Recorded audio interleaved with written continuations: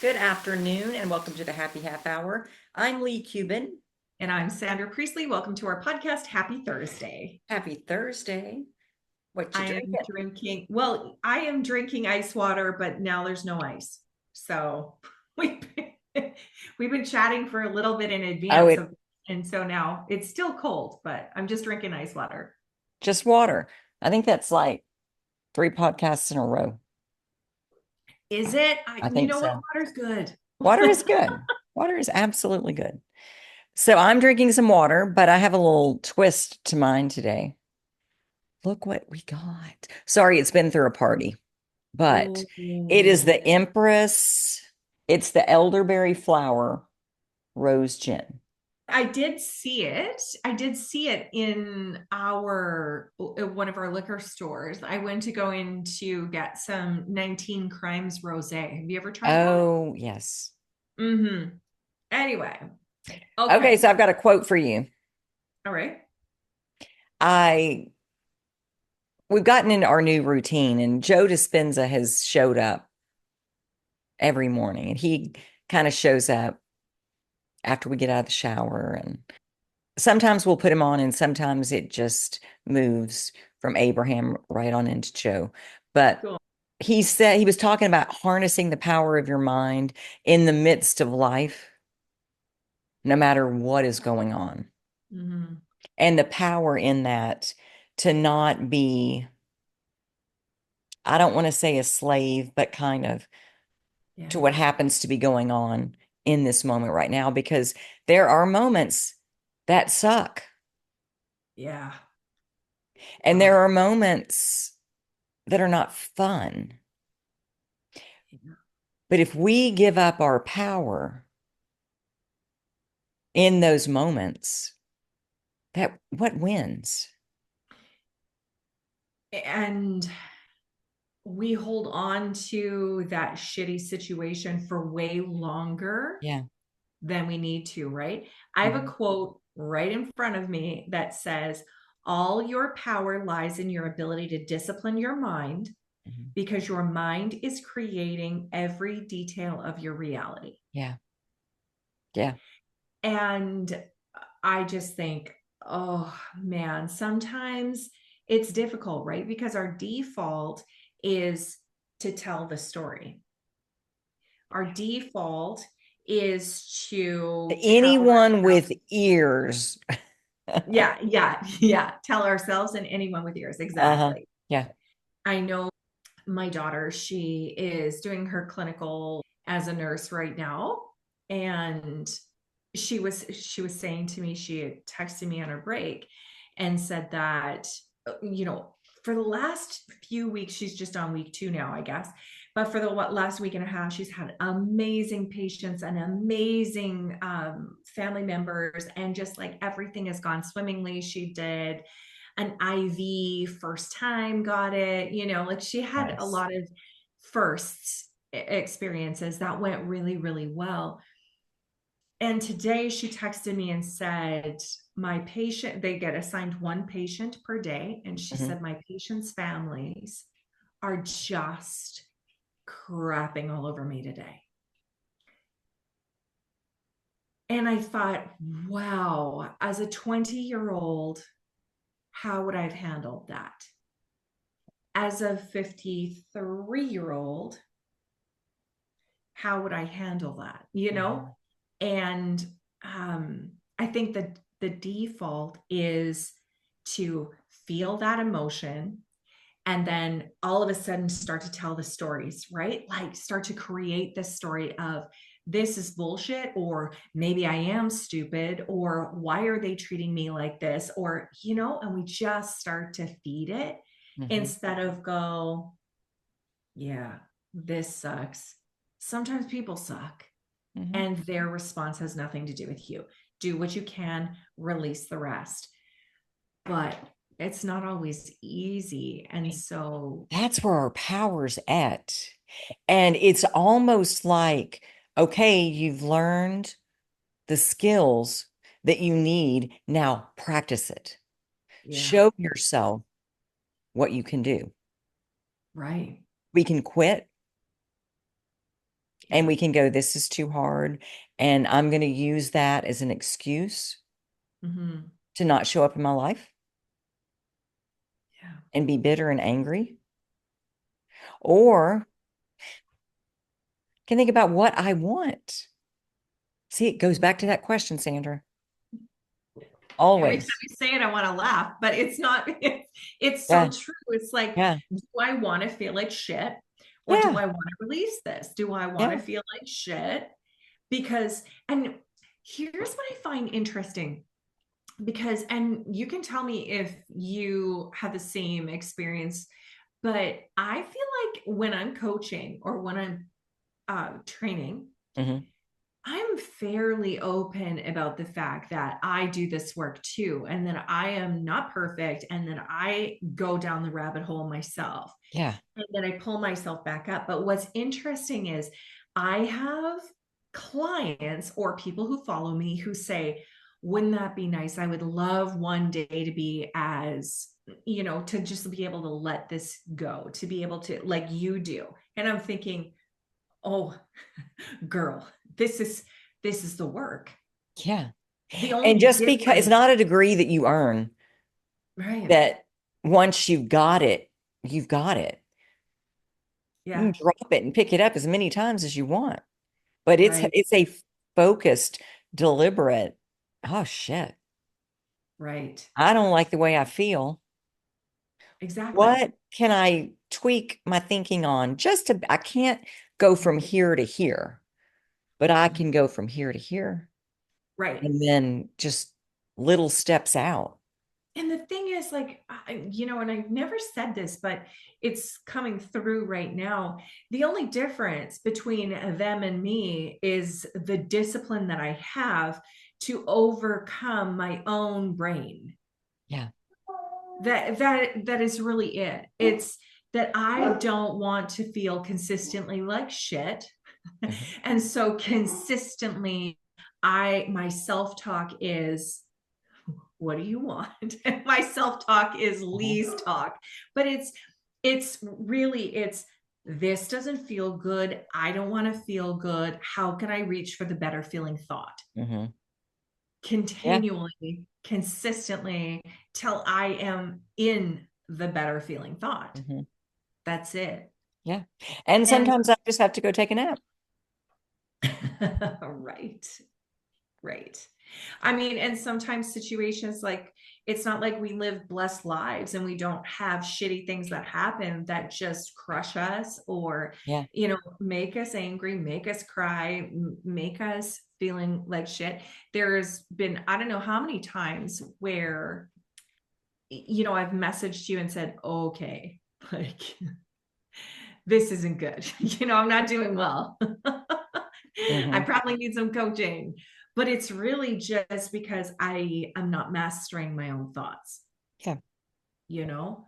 One Well, of the but we all need coaches, very true. you One know? of the other things I just caught myself saying too, I said something like, I don't know, so when a situation makes us feel, Mm.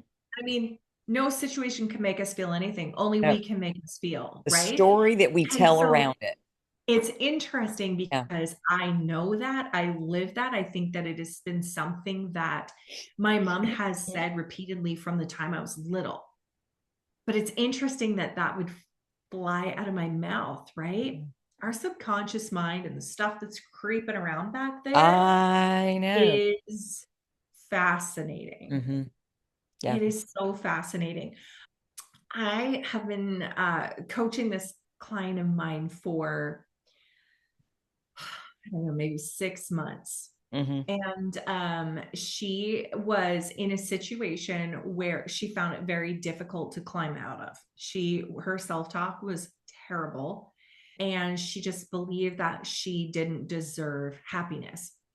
And there was a time where she was using me as her coach, but she also had a psychologist. Hmm.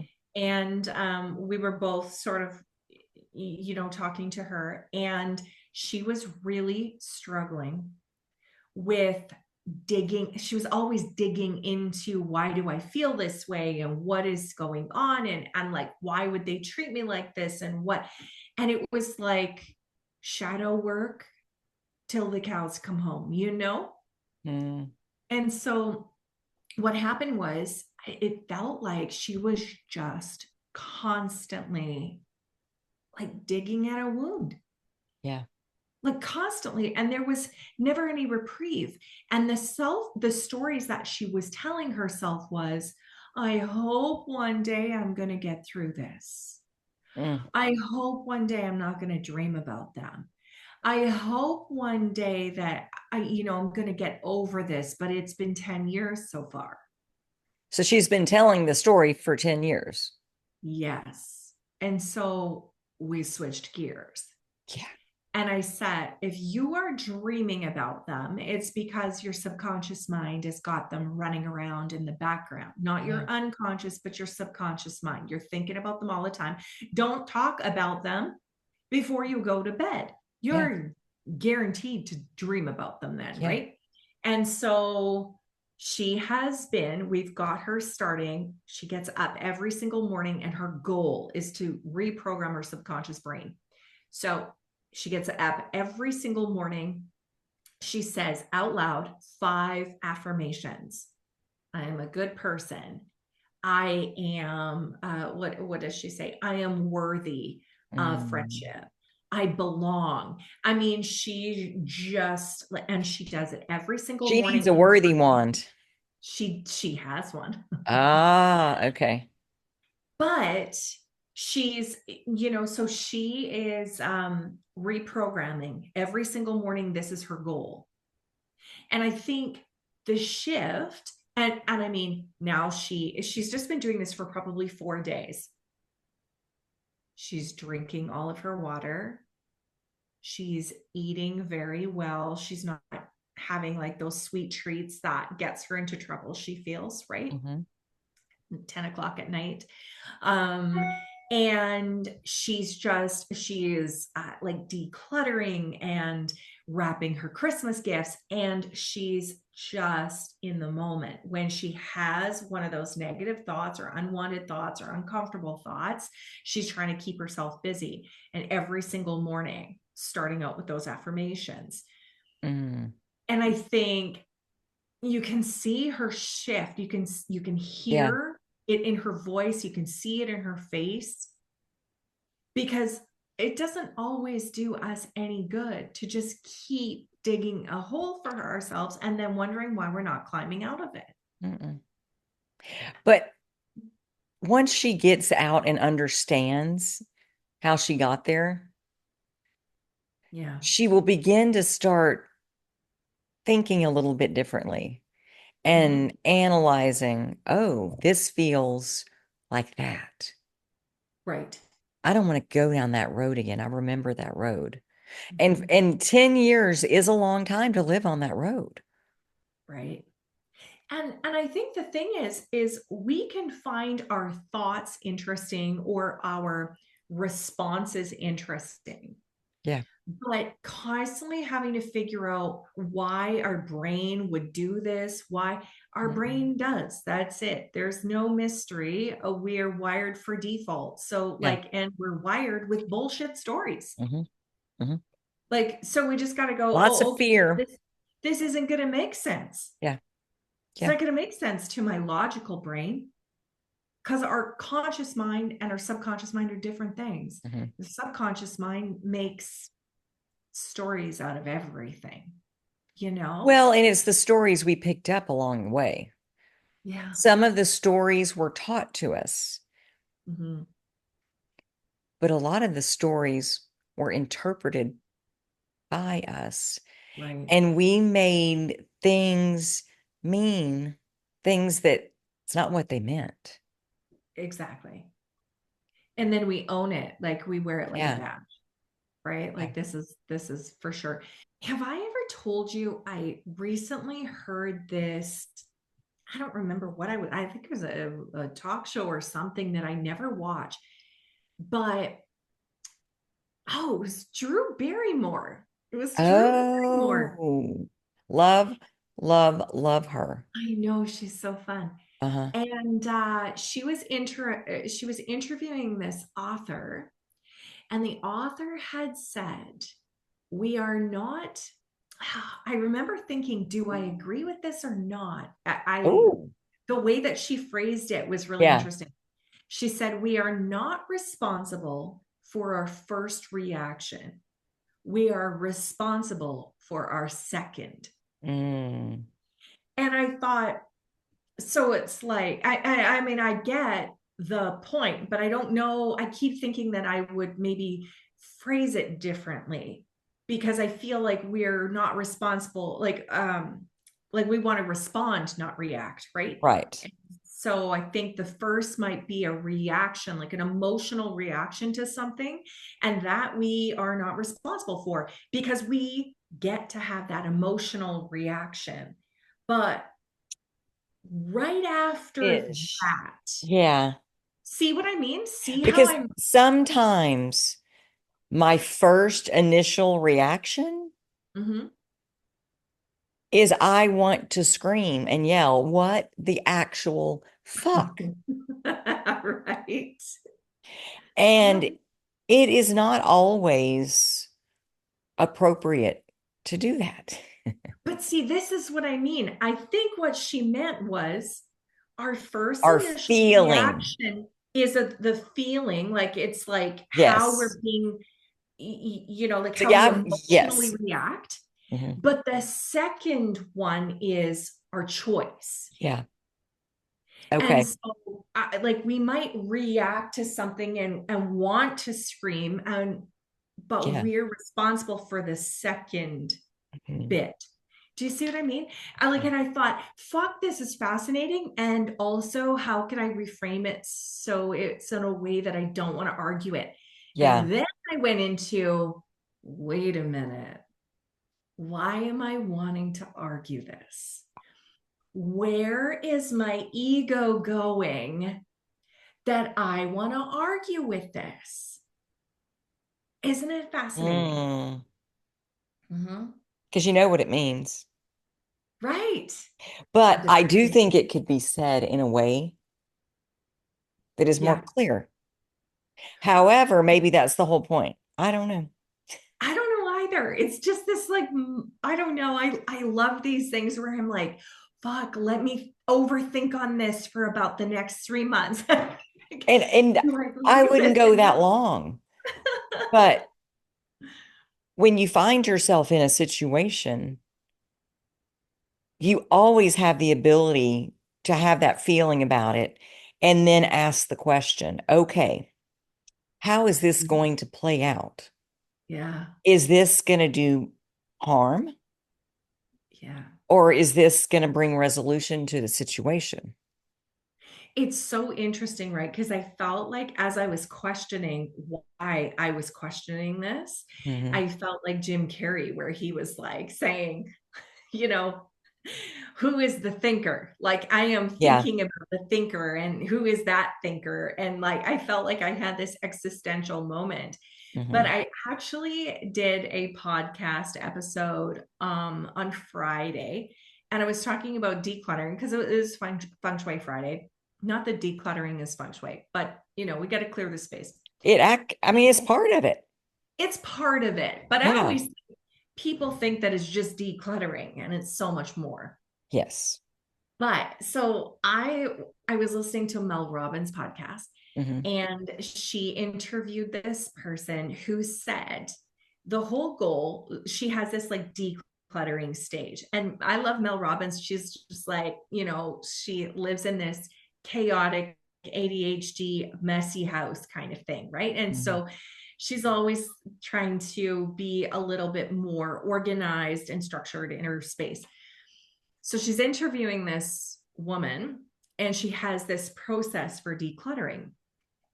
And she said that she gets a lot of comments about this one step in her process. But if you're in a room, she said one of the things that you need to do. So, the first step was take out all of the garbage.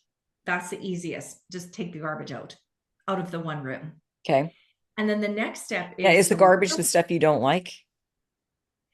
the garbage is the actual garbage, like Oh, things that are broken, things that are paper, things that are, I don't know, like wrappers, like actual garbage. I don't know. I don't have a maybe garbage things in the garbage can, oh, just okay. because it like allows you to start to release, but it also feels good, right? I love Yeah, taking out the garbage. Like I yeah, just, yeah. anyway, so the second stage, I did not know we were going to go on decluttering today. The second Never stage, know. I know, was look around, and you do not carry a bag or anything with you, just your hands. Look around the space and grab anything that does not belong in this room, as much as you can get in your hands. And then she said, you have to take those things directly, like go around your house, take those things directly, place them where they're supposed to be, like in their spot where they're supposed to be. And she said she had wild objection to this. And so, but what she said, it was just so interesting. She said the whole goal is to always, like, is to never leave the room, the next room, worse off than when you walked into it.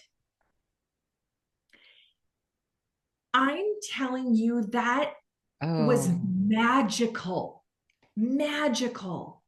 Because do you know how easy it is, especially for me who's like super distractible, to be in this room, grab, let's say, grab a Christmas presents because they're sitting right next to me, and then like walk and place them on the counter, but not actually where they're supposed to be. But then mm-hmm. I'm making the room worse off than when I got there. Right. So I have been practicing this, make this like never leave the room worse off than when I got there. I've been practicing it. It is amazing. Oh, that feels good. It just feels And good. I never knew how, like, Joe Dispenza recognizes the importance of our environment and the Mhm. message that it's sending us is up there. I don't even know what to put it with, but it's one of the things that he looks at on how to Mhm. shape your reality. He Yeah. doesn't call it feng shui, No, but that's what he's talking about. Or exactly. that's what I think feng shui is ultimately. That's what I think it is too. That's the way Hmm. I talk about it. Yeah. What's really interesting though is I did the podcast on Friday Yeah. and I said, don't leave a room any worse off than, and it just feels amazing. I had people who, and I even thought this when I was listening back to it, but I had people who said, yeah, but I have kids. Yeah, but my husband. Yeah, but I have a dog. Yeah, but, I Hmm. might do that, but no one else is going to do that. And so my Saturday's podcast was on, like, what were all of the excuses that you made to not follow that? Yeah. Yeah. Because I mean, regardless of whether you have a dog or whether you like, it's still a really good rule to live by. Yeah. I mean, because I could just go and I could add more mess, right? Hmm. Yeah. It's one of those things, our kitchen island. I love to have nothing on our kitchen island, but Uh, I'm telling you, as soon as I put like a bowl of lemons or something on our kitchen island, which looks really pretty, I am more likely to drop my keys there, to drop my gloves there, to drop, like, it's just yeah. as soon as there's something there, the Everything goes. everything goes Mhm. there, right? And especially if there's multiple people living in the house. Right. But I know the quickest way to make the space feel clean is to clean the kitchen. Totally. I Mhm. mean, not even deep clean, but just get the countertops Yeah, emptied exactly. and it feels like a whole new space. And Exactly. then it's like, oh, I can I breathe. know. And there's not that, looming over you. You gotta clean Yeah, I know. I know. And it all the just feels tricks. so much better. all of the tricks. But I thought it was so interesting because I thought, wow, look at how many people, and even myself, Hmm. who want to hold on to the excuses. Yeah. Like Yeah. we're not open if we're looking for why is this not going to work. Like I think if you are intrigued by something, if your first response is just kind of be intrigued by something, know that your brain is going to start to say, oh yeah, but, Hmm. right? And so instead just embracing this difference, Yeah. because you don't like the way you're living, if you have too much clutter, you're going to have to do something different. Hmm. And if you're living in a negative headspace, you're going to have to be doing something different. Yeah. And excuses aren't going to get you there. Nope. And I will say for me, I remember days kind of driving into the office going, this is so hard. Not driving into the office, but my thoughts were wanting to go in one direction. Yeah. And it's like, you don't want to go down that road. What kind of day do you want to have today? And I just was like, default, you don't have to think about it. I'm Right. tired of having to think about it. I was being lazy. Yeah. But once we realize we get to choose, why would Mhm. we choose that? We're choosing in every moment. Yeah. Why would we choose that? Exactly. But we're choosing against the default, right? Like Yeah. to our default is the easy thing to do, Yeah. but it's the easy hell, It is the easy hell. you know. Yeah. Mhm. And there's no intention in it Right. except fear and blame and shame and Protection. all Um, the let's yeah. stay small So because that'll keep us safe. exactly. Exactly. Yeah. And that constant push against the default is really, it's really the work, and that is the discipline that we have if we focus on the outcome of having a better day, having a better week, having a better month, having a better life. Yeah. Yeah. It's the work to change the default. Hmm. I worked with a woman who she would always say, if she had a thought that wasn't an empowering one, she would always say, well, to herself, that's an interesting point of view. Yeah.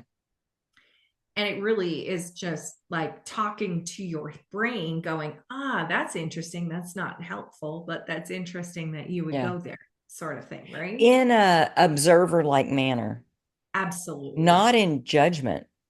Not in judgment. And that's Just, probably the bigger thing, right? Because when we first start in this space of like, oh man, I it's so interesting because when I started doing in 2023, when I was doing that daily journaling group, hmm. there were women who were adamant. The only thing that they were going to write on was their positive thoughts, because they felt like unwanted negative thoughts were bad, and they didn't want to manifest them, and they didn't want to dwell on them, and they didn't, but I mean they were just rolling around the background, they were pretending that they weren't there. Mm.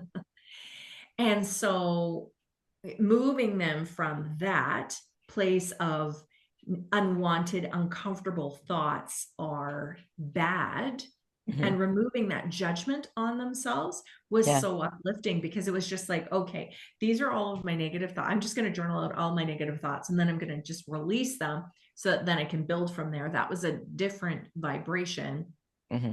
than judging themselves for having them, because it's like they made themselves wrong Yeah. for being human, Yeah. for having a human brain, right? And Not being instead of, perfect. exactly, instead of just going, oh, okay, shitty thoughts, that's what we're going to deal with today. Yeah. Okay, let's get rid of them. Let's work through to Hmm. get rid of them, and not work through to dig at them either, No, you but let know, them go. Like truly. but work to let them go. Yeah. Yeah. Yeah. And it's easier to do when you're sitting in the, huh, that's an interesting thought. Exactly. That's an instead instinct of one you're too. bad for having Why this would my thought. brain go there? Yeah. For sure. What does that mean? Well, I think we might be out of time. I think we are. I don't Okay. know. I don't know. Okay. Thank you, Sandra. And thank you guys for joining us. We'll see you next Thursday on the Happy Half Hour. Bye.